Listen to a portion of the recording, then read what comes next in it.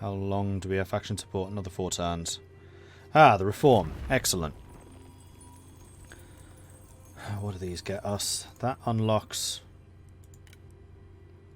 spear warriors, which are spearman upgrade, and also timber supplies, plus 50% food from fishing. That's a big bonus, crikey. Plus 25% food production.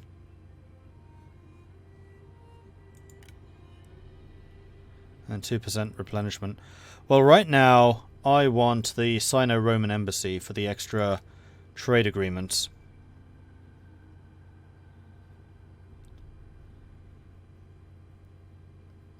Which does allow us to upgrade the trading post. Do that. There we are. We're trading with Rome. And I would also like to get my diplomacy on. Quick deals. I want to see if... Really? Nobody wants a monopoly? I mean, I want a monopoly, but I'm surprised that they don't. Ah, disappointing. I just used a reform and had no real reason to do it.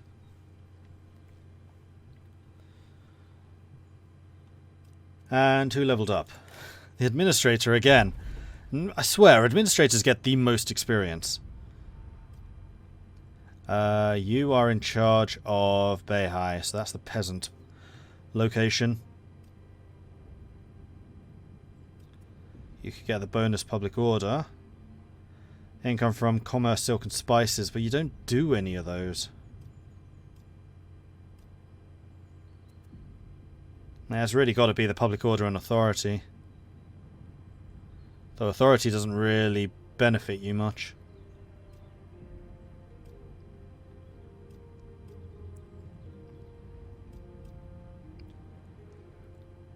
This one does lead to expertise, though, and expertise does benefit you. Stability in all things.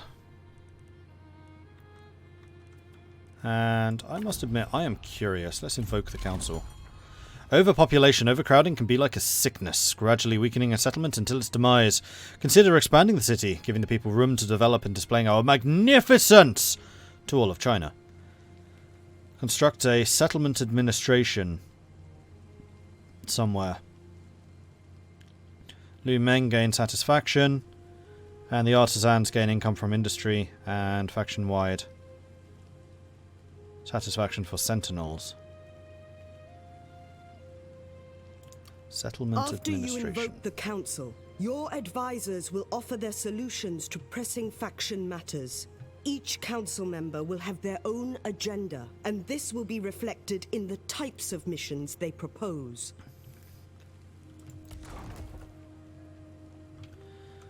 Is that this line?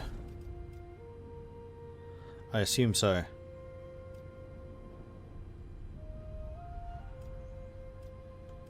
Oh, this is how we get the court.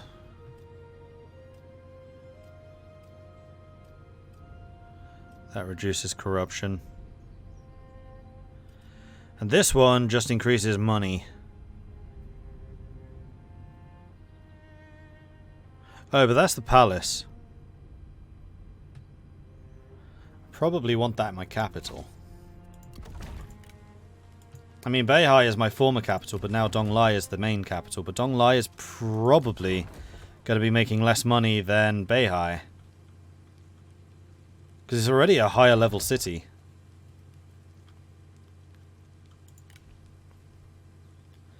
Is there a way of speeding up reforms? Is it just set turns for everyone? It's every spring. You get a new reform every spring. So, no. Isn't settlement admin the main city? Oh, it is! You're right. Oh, in that case, 3 more turns, and we've done it.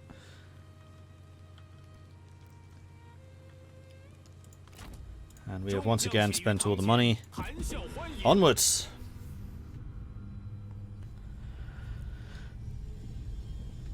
Accept that Dong Zhuo is your true ruler. No, I'm good. Thanks. This is an insult. Yep.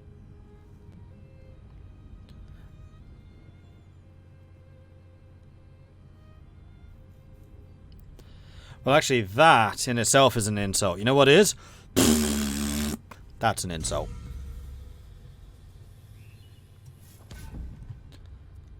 When added to the rejection. I mean. If you don't add it to rejection, it's just childish. Dong Zhuo is still alive, yeah. Can you emphasize what are the reforms? Because I don't understand it. It's basically technology.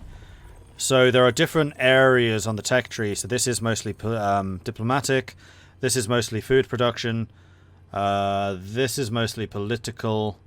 This is military. I don't actually know what these are. Oh, these are economic. Then you can just get more technologies in the various areas and get new building unlocks, new unit unlocks, efficiency improvements, that type of thing. So, for example, getting... Where's the fishing one? That's a great... a really good example. This, just having the technology will increase all fishing output by 50%. And it also unlocks the fishing fleet wharf, which is a fishing building upgrade. So you can really double down on your fishing output with that technology, for example. And you get one every 5 turns. Because in China, there are 5 seasons, not 4. Spring, summer, harvest, autumn, winter.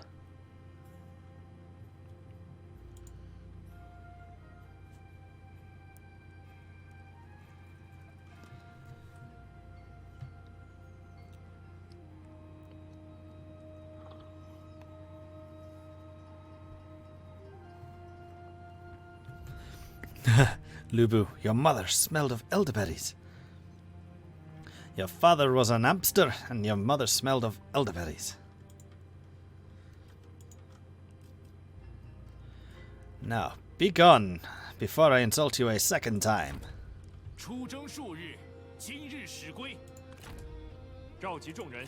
I wanted you to get an extra archer unit, and I also wanted you to get a bit of a better front line, but that's not critical. Are there any buildings we can do? Not here. Not here either. Oh, you've left that city. I mean, it's a city, so we would have to siege it. How strong? Who are you at war with? What's the situation with Hangzhou?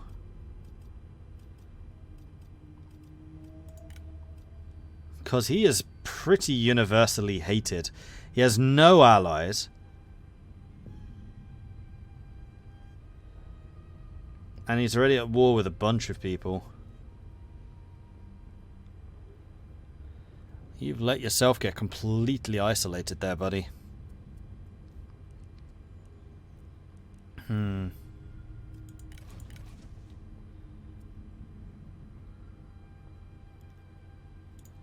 Yep, we're going to war.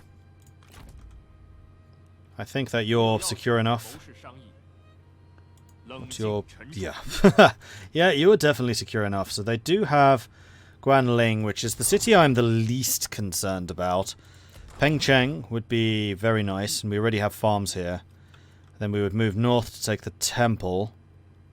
In fact, that's everything up here. So once we have these two secured, then I've achieved my military objective. We could take Guanling, but Guanling is split between other people, including Rong. Oh, and Han Empire. We can take that. Han Empire's Guanling. It's a trade port. I want a trade port. It's another coastal province too, which is relatively secure thanks to the river down there. Oh, no, okay. We're going to take everything.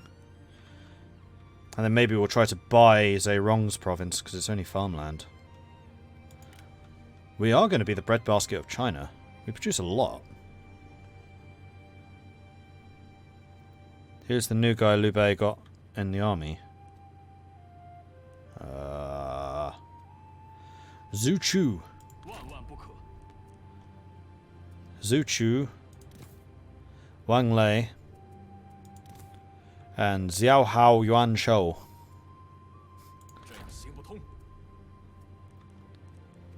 And he's also got Pang Jian, Han Dan Shang, and Li Yan.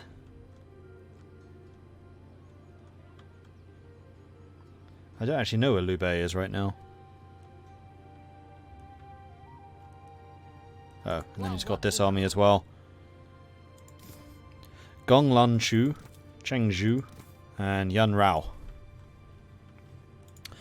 Right. War. Hang Shao. Negotiate. Actually, no. Let's move the armies into position first, that we know that we can actually attack our objectives in one turn. Because right now we can't.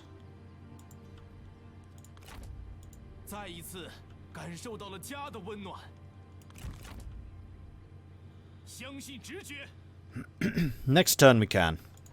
So this is also going to be the last opportunity to get any upgrades. Suffered serious injuries from battle. Any further injury may have fatal consequences. Okay, so we need to be babysitting you a little bit.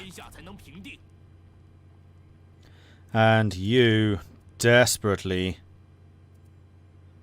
need a better front line. I'd love to give you spear guards. Yeah, you know what? I think I will.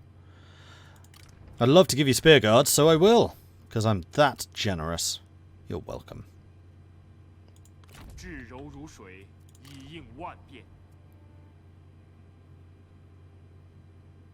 And we'll hold off at that point. Everyone seems to be pretty happy. Diplomacy is all done. We have a couple of people appearing and available for hire. I could do with another person to be on assignment.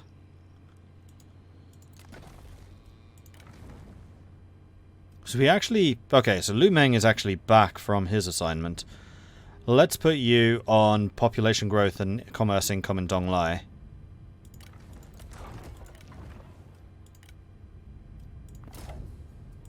So we can still get 2 more. So I think that this is a good opportunity to hire somebody else. This really depends on what assignments they have available. I do wish there was a way of seeing that.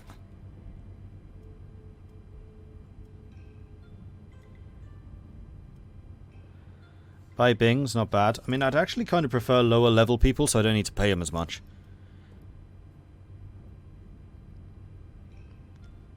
So, Hu Yun would be a very good spy. Be a very good spy.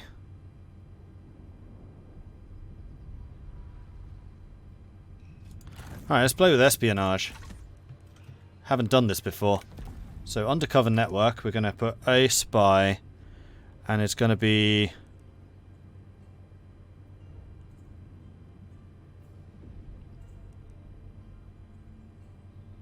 Wait, where's my newbie?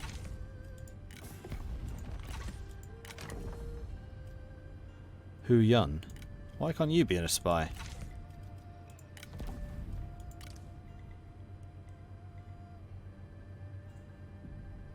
Do they have to be a certain rank?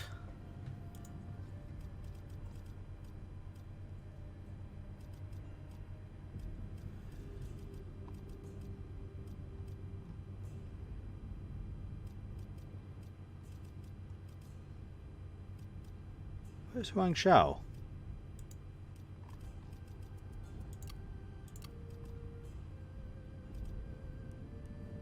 He's not on the list. Apparently can't spy on him anyway. That's a bit irritating. Well, we can start training him up regardless. So we'll send him on assignment. Somewhat depends on what assignments he can do. Surplus markets, income from commerce industry, however, reduces reserves. He can supervise construction and education. He could actually be sent to Dong Chai to do education down here, because we really need to grow the population.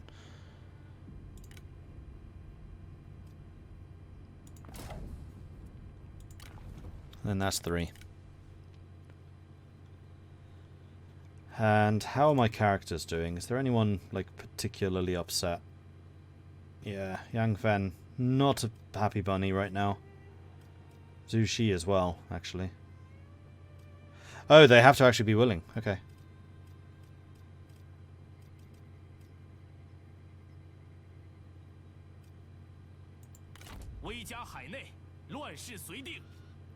Next turn we'll give you a promotion.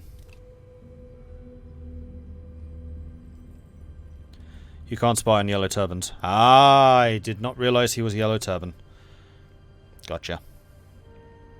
And that would also explain why everyone hates him. Kai Mao wants a non-aggression pact. Sure. All of these guys are so wealthy. A rewarding meeting. Unfortunately, they don't seem particularly willing to give me their share of their money. Hey, Marshall. Yeah, the stream got up to 300 viewers yesterday. We did get rated for 150, but after that we did not drop below about 270. It was really quite impressive. And the first stream yesterday was naturally about this size. Like, we haven't been rated or anything. This is just natural growth. It's fantastic. Thank you everyone for watching. I hope you're enjoying this so far. Sparring partners. When taking a walk one afternoon, you come across two comrades sparring in a courtyard. You watch their fight with great interest. It is a dance. They move and flow around each other with strength and grace. You leave the encounter feeling truly energized. Zhu Shi and Liu Humin. Good friends. Good. Buildings are being built. And Dong Zhuo can upgrade. You've got your academy done. Okay, so the public academy complex can actually increase population growth even further. Or you can start producing culture income. I haven't seen anything which modifies cultural income, though. Only industry, commerce, and peasantry.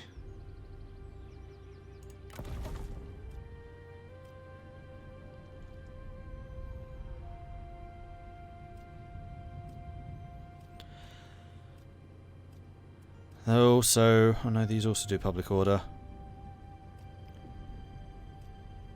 Oh, and at the public academy complex level, it also increases income from all sources, plus the population growth. Why would you ever go down this path? Seriously, what increases culture income?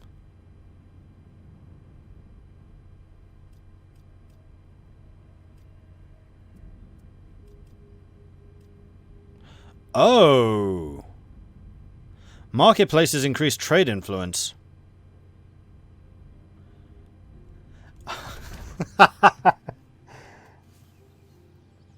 I'm the super trader and I have not built a single marketplace.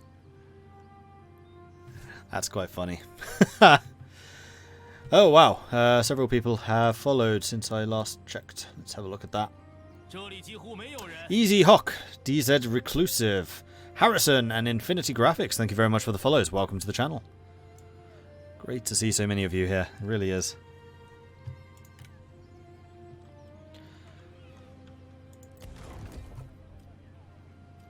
Donghai's got the Harbour Trader, which does increase commerce income. Like, this city does have the potential to do commerce. How many building slots do we get at maximum level? 6.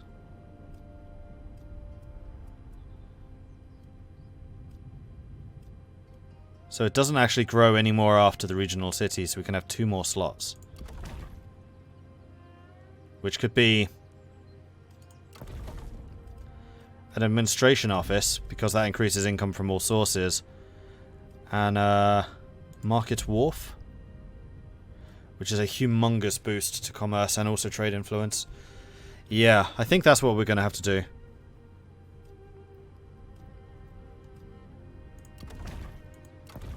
Because this is the harbour chain.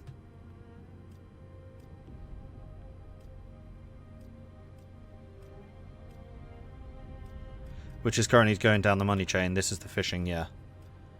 As much as I want this place to be a food producer, it's also going to be a money producer. And eventually, we might be able to switch out the irrigated farms for the peasantry bonus. Maybe even the farm labourer camp for something more financial. It depends if we can shift our food production somewhere else. Converting buildings is not very expensive. That's one thing I've definitely learned through this playthrough. And takes only a turn to do, so shifting your centres of doing stuff is not very difficult, so long as it's within that same chain. Right, we're ready for a war. Let's do this. Huang Shang. No, Huang Shao. Where are you? There you are. What do you want? I want war.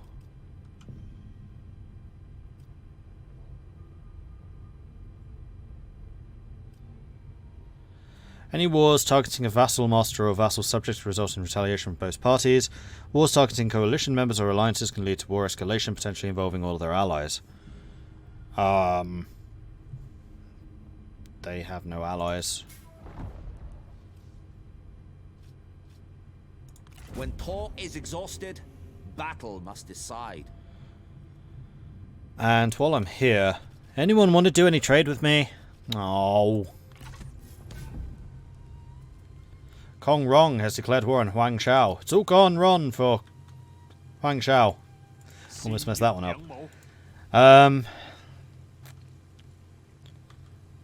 Do I want to split these two up is the question. Your garrison is 1,600, so we currently outnumber you by 1,000. Whoa. I did not mean to press that button.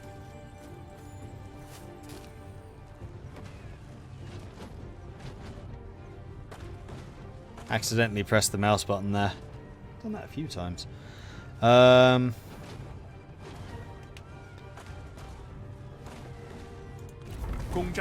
I'm going to reload the end of that turn. That was not intended. Like, I'm pretty sure that was a good result. But no, I don't want to do it. Your council has delivered to you intended. their requests. A list of assignments they strongly recommend you pursue.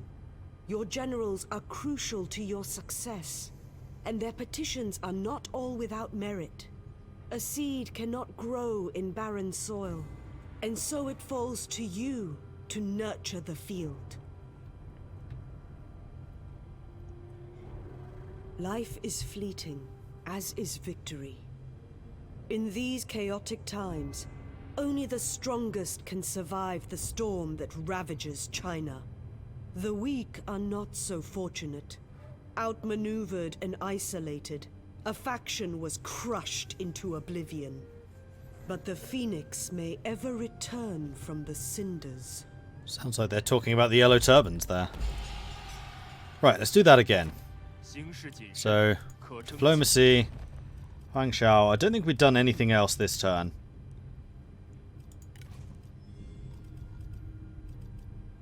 Huang Shao, have to find you again. There you are. Oh, it is you. When talk is exhausted, battle must decide. Yes, it must.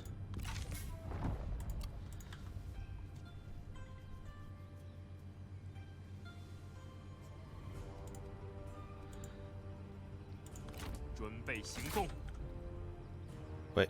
Oh, nuts! I hadn't actually ended turn yet. I forget. The save is at the end of the turn, not the beginning. Your council has delivered to you their requests. A list of assignments they strongly recommend you pursue. Your generals are crucial to your success, and their petitions are not all without merit. A seed cannot grow in barren soil, and so it falls to you to nurture the field. Life is fleeting, as is victory. In these chaotic times, only the strongest can survive the storm that ravages China. The weak are not... Got it right this time. Now watch as he declares war on me or something else unexpected happens. Like he gets an alliance with the Liu Bei or something like that. I have a request for you. Liu Bei wants my labor recruiter. No. As you wish. Although I don't really need population growth ancillaries.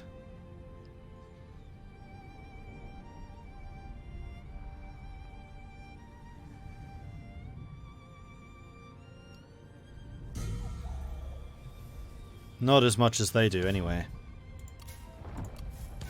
Thanks to how ridiculous schools are.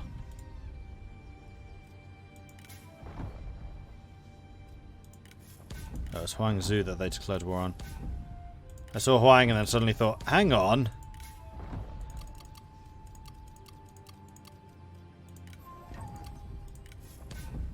Concubine.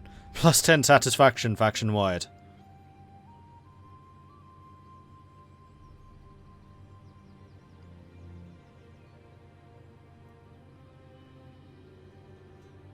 Faction wide?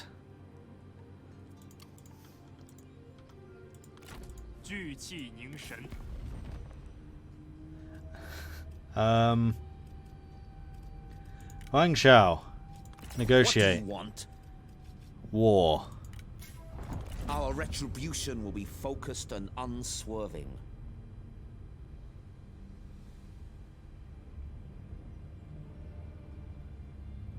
Does it do a load screen between each turn? No, it's because I reloaded the save.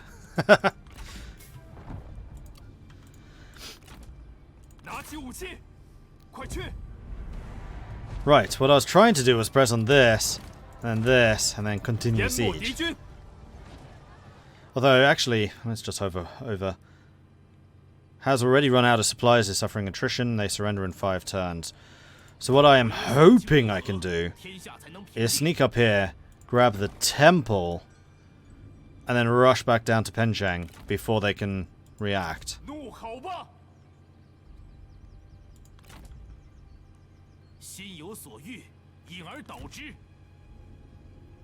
Okay, I was really hoping you'd be able to see a little bit further.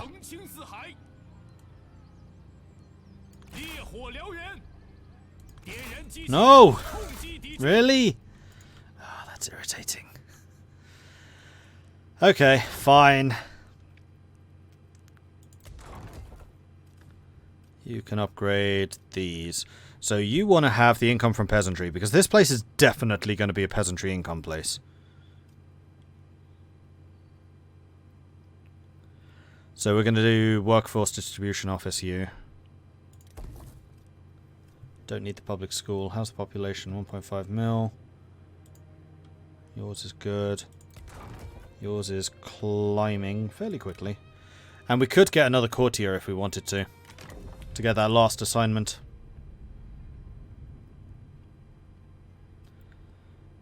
Again, I think it should be someone relatively low level. Not a huge fan of the commanders. Unless they're like the faction leader, in which case commanders are great. I do like my sentinels. I think sentinels are the character I'm getting the most use out of, and then probably strategists after that. Wilhelm, 137 viewers. Yeah, we hit 140 for a bit there. Wish pre-orders would have gotten early access. Would have been nice.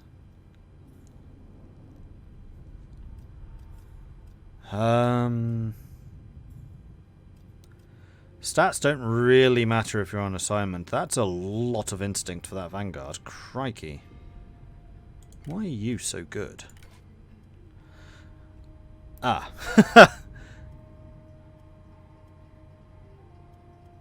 Deceitful, disloyal, fiery, formidable. Pass. Hard pass. Wait, charge reflect? Does that mean that if they charge you, you get the charge bonus? That's kind of cool.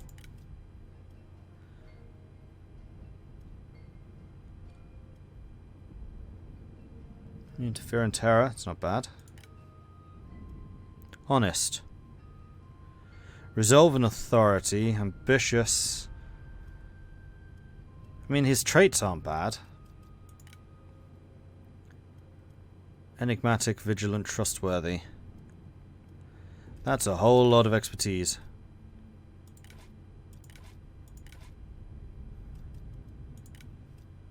You know what? Before we do this, I'm actually going to see to the happiness of my people. Especially Yang Feng. Because you want to get another promotion, don't you? It's going to cost me 1,200 to do. And that does make you a lot happier. You're now up to 36. I want to try and keep everyone above 30 if I can. That's going to be like the minimum.